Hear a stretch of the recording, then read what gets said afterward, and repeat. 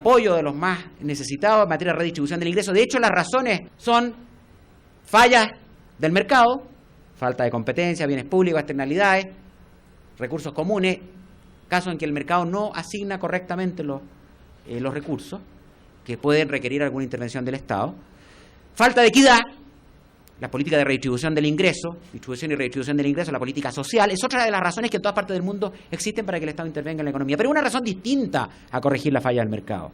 Y los criterios tal vez son distintos. Y una tercera razón por la que se interviene, hay miles de intervenciones, estoy hablando de una agrupación así, la más gruesa que pueda darse, y una tercera razón es para lograr la estabilidad o equilibrios macroeconómicos. John Maynard Keynes empezó a desarrollar esta rama de la teoría económica muy importante que pretende lograr equilibrio monetario, equilibrio fiscal, etcétera, que permiten tener, yo siempre lo comparo con una mar en calma. Cuando el mar está calmado, los barquitos, por rascas que sean, suelen llegar a puerto. Y cuando hay una tempestad, incluso los buenos barcos se pueden hundir. Los eficientes empresarios pueden fallar. Una de las funciones del Estado muy importante es lograr esta mar calma, que es la estabilidad macroeconómica, para que los agentes económicos hagan crecer al país. Y esa es otra gran función del Estado. Entonces, pero la función equidad implica recursos. De hecho, en Chile alrededor del 70% del presupuesto de la nación se gasta en eso. Porque en definitiva, si es que hay menos falla del mercado, los consumidores van a poder acceder a mejores bienes de mejor calidad, más bajo precio, y por lo tanto van a poder satisfacer más necesidades con los recursos escasos de que disponen. Y probablemente van a necesitar menos ayuda estatal en otro aspecto. Pero es un tema distinto, necesario pero distinto. Uno de los temas que se ha discutido más en el mundo en los últimos años es si los organismos de defensa de la libre competencia o de control de poder de mercado pueden intervenir en la fijación de precios. Y en caso afirmativo, en la fijación de precios explotativos, precios excesivos, precios muy altos, no precios exclusorios que ya vimos que sí pueden intervenir indudablemente. En caso afirmativo, ¿cómo podrían hacerlo sin que esa intervención pueda convertirse en un instrumento que en lugar de proteger la libre competencia tienda a destruirla? Y por eso es un tema bien relevante, bien delicado. La verdad es que la legislación de Ecuador, hasta donde yo logré, es la discriminación injustificada de precios o modalidades, condiciones o modalidades de precio, es decir, discriminación que claramente cuando la discriminación no tiene justificación económica es un atentado a la libre competencia, a pesar de que también algunos lo han discutido. La fijación e imposición de condiciones de compra, que también es una conducta relacionada con los precios que es ilícita claramente. Déjame encontrar. El número 4 del artículo, no me acuerdo, 9, el número 4 dice la fijación de precios predatorios o explotativos. En Chile tenemos una norma que en alguna medida es parecida, dice: se considerarán, entre otros, los acuerdos la explotación abusiva por parte de una empresa o conjunto de empresas que tenga un controlador común de una posición dominante en el mercado, y da una serie de ejemplos y dice fijando precios u otras condiciones de comercialización. Es decir, algo parecido a esto. Pero también hay la misma que en el caso de ustedes, que les leí antes, está el criterio rector de todos estos ejemplos es que hay un abuso de posición dominante. Es un caso de abuso de posición dominante. Y la verdad es que precisamente por eso lo que vamos a tratar de aclarar es cuáles son las prácticas restrictivas de la libre competencia en relación a los precios. La imposición o fijación de precios, por ejemplo, precios de reventa, etcétera, precios y también los precios excesivos exclusorios, también es una práctica restrictiva cuando se le dan los demás requisitos, poder de mercado, abuso del mismo, etcétera. La discriminación de precios, cuando no tiene una justificación económica razonable, ojo, solo en ese caso, también puede ser contraria a la libre competencia. Hay discriminaciones de precios que se justifican, por ejemplo, el descuento por volumen, descuento por pronto pago, etcétera. Son precios distintos, pero que se justifican. Pero hasta cierto punto, porque el descuento por volumen tiene que tener, el monto del descuento tiene que ver con la disminución de costos que implica ese volumen. Pero es una justificación, es una discriminación que cuando es arbitraria e injustificada económicamente puede ser contra la libre competencia. Y ojo, dentro de la discriminación arbitraria también lo es cobrar precios iguales cuando el trato debiera ser distinto. Cobrar precios iguales por situaciones diferentes es tan discriminatorio como cobrar distinto por situaciones iguales. Y ambos pueden ser sancionables, pueden ser perseguibles en sede de libre competencia. Los precios predatorios, fijar precios bajo el costo para destruir a una competencia y después poder fijar precios monopólicos más altos, también es sancionable. indudablemente, no hay duda. Es súper difícil descubrir cuando estamos en presencia de un caso de precios predatorios, y a veces es difícil distinguir el caso de un precio predatorio del simple caso de alguien que tiene costos más bajos y baja sus precios porque tiene costos más bajos en beneficio permanente del consumidor y no para destruir a sus competidores. Que eso es un efecto propio de la competencia. Si yo logro mejorar mi tecnología de modo tal de reducir costos y logro colocar al mercado un producto más barato, probablemente algún competidor que tenga costos más altos va a verse afectado. Pero ese verse afectado va a ser en beneficio del consumidor. Y la verdad es que si nosotros pensamos cuál es el bien común, lo que interesa desde el punto de vista de la protección a la libre competencia, el bien común, lo que más interesa es que el consumidor tenga el bien más barato, más que proteger a ese pequeño empresario que tal vez le va a ir un poquito peor. Pero normalmente ese tiene mejor cómo defenderse que el pobre que tiene que pagar más caro por sus productos, ¿verdad? Entonces, como consecuencia del mercado, si hay alguien más eficiente, que tiene costos más bajos y que baja los precios porque tiene costos más bajos y no los baja bajo sus costos para destruir a su competencia y después poder subirlo, que es el caso de precios predatorios, que sí es sancionable. Por eso es difícil distinguir un caso de otro. Alguien bajó el precio, lo primero que tenemos que ver, bajó el precio. Bien, podría ser precio predatorio, pero lo bajó porque bajaron sus costos o lo bajó bajo sus costos para destruir a sus competidores y aumentar su poder de mercado. Si es el segundo caso, es precio predatorio y se puede castigar. Hasta aquí estamos en casos en que hay consenso a nivel de todo el mundo de que hay una infracción a la libre competencia. Que yo una de las cosas que quiero conversar ahora, no sé cómo hemos avanzado el tiempo, la hora, pero hay dos figuras en las que existe debate en relación a la fijación de precios. Los precios límite, que es cuando alguien fija un precio por sobre los costos, por lo tanto no predatorio, pero muy poquito por sobre los costos. Se dice, eso impide la innovación, impide la entrada. Si yo soy grande, tengo economías de escala y por lo tanto tengo costos más bajos que cualquier entrante que va a entrar a escalas menores y por lo tanto con costos mayores, y fijo los precios bajos, pero sobre mis costos, probablemente no va a poder entrar nadie y yo voy a seguir de monopolio para siempre.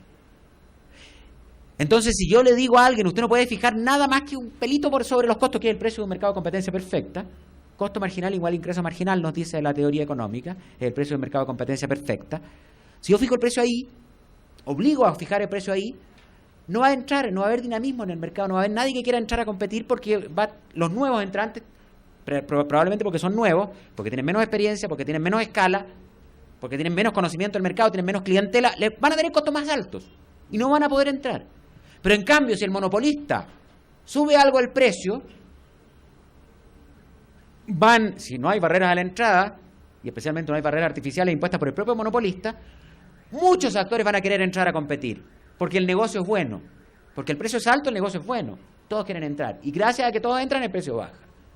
Es un poquito más lento, pero es mucho más efectivo. Una de las justificaciones para fijar precios bajos, incluso bajo los costos, son las promociones. Normalmente todos los comercios, para atraer clientes, algún producto lo venden bajo el costo, para que todo el mundo llegue como moscas a la miel, digamos, a comprar ese producto, pero entraron al lugar y compraron muchos otros.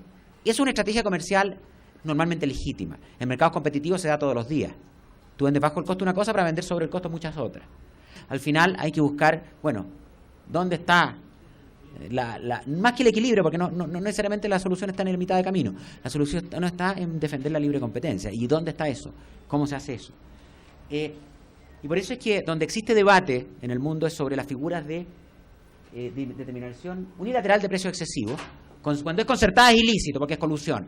Pero si yo unilateralmente cobro el precio que los consumidores están dispuestos a pagar, es decir, yo soy el único productor de un bien, y fijo el precio que los consumidores quieren pagar por ese bien, me pueden castigar por cobrar el precio que las leyes económicas más básicas me dicen que tengo que pagar. Precio igual ingreso marginal igual costo marginal. Cuando el ingreso marginal igual costo marginal es el punto de eficiente para el monopolio, y cuando eso se junta con la curva de demanda, ese es el precio del monopolio. Ese es el precio que cualquier libro de texto de primer año de estudio de economía les dice que es donde debe estar el precio de equilibrio del monopolio, ¿verdad? Pero es un precio más alto que el de equilibrio de un mercado competitivo. Claramente es más alto y implica la pérdida irrecuperable de eficiencia que les mostraba, implica apropiación de parte del excedente del consumidor que les mostraba, implica un costo social propio del monopolio. Todo eso lo implica, y lo sabemos, no estoy entrando a discutir eso porque eso es un hecho de la causa. Y lo mismo pasa en el paralelismo consciente o la interdependencia oligopolística. Cuando hay varios, los agentes económicos ya no deciden fijando ingreso marginal igual costo marginal como su precio, sino que ya el análisis para el oligopolio es mucho más complejo. Hay que utilizar el denominado equilibrio de Nacho, la teoría de juegos, el famoso dilema del prisionero. No sé si alguno de ustedes lo ha escuchado mencionar, pero lo van a tener que estudiar si quieren meterse a estudiar el oligopolio.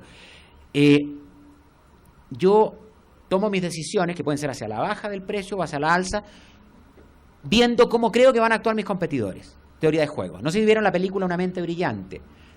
En la película Una mente brillante, John Nash, es la historia de John Nash, y ahí se muestra un poquito, dentro de una película, digamos, cuál fue el gran aporte a las matemáticas, pero fundamentalmente en el estudio de los oligopolios, del comportamiento oligopolístico, de la teoría de juegos que desarrolló John Nash, que era un matemático, donde se usó realmente fue para estudiar el comportamiento del oligopolio, porque yo en definitiva tomo mis decisiones sobre la base de cómo creo que van a actuar mis competidores, y eso es racional. Tengo que pedirle a los agentes económicos que actúen irracionalmente y que no hagan sus cálculos sobre qué piensan que van a hacer sus competidores, o debo permitir que piensen qué es lo que creen que van a hacer sus competidores para tomar sus decisiones. Que pueden ser, si yo creo que mis competidores van a bajar los precios, yo también tengo que bajarlos, porque si no me quedo fuera de mercado. Si yo creo que los precios van a ser más o menos, tendría que ponerme en ese un poquito más o menos más arriba. Siempre no estoy especulando, estoy pensando.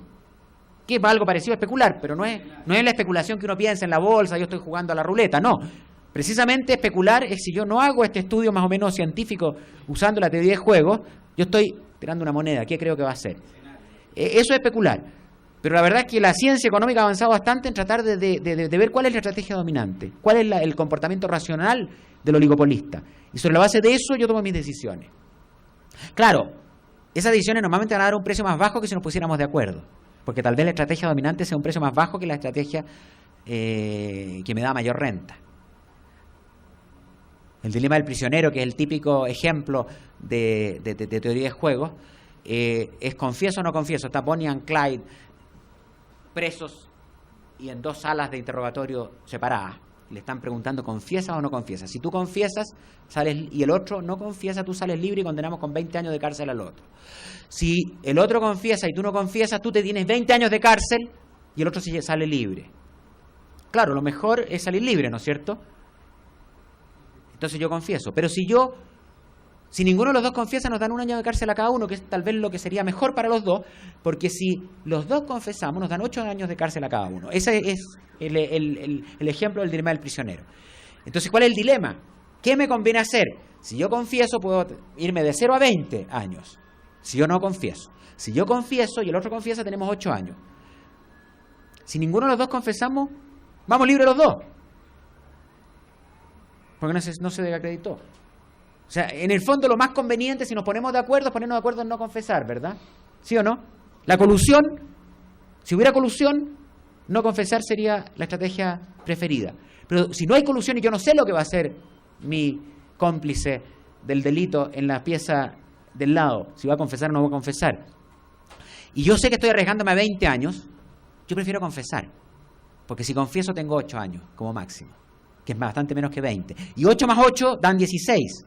20 más 0 da 20. Es decir, desde el punto de vista del bienestar total, cuando lo aplicáramos a un caso económico, es mejor 16 que 20 en total. Entonces, la estrategia dominante no colusiva son 8 años para cada uno. La estrategia dominante colusiva son 0 para cada uno. ¿De acuerdo? Eso es un ejemplo bien sencillo, bien básico, pero así uno empieza a estudiar el tema de la teoría de juegos.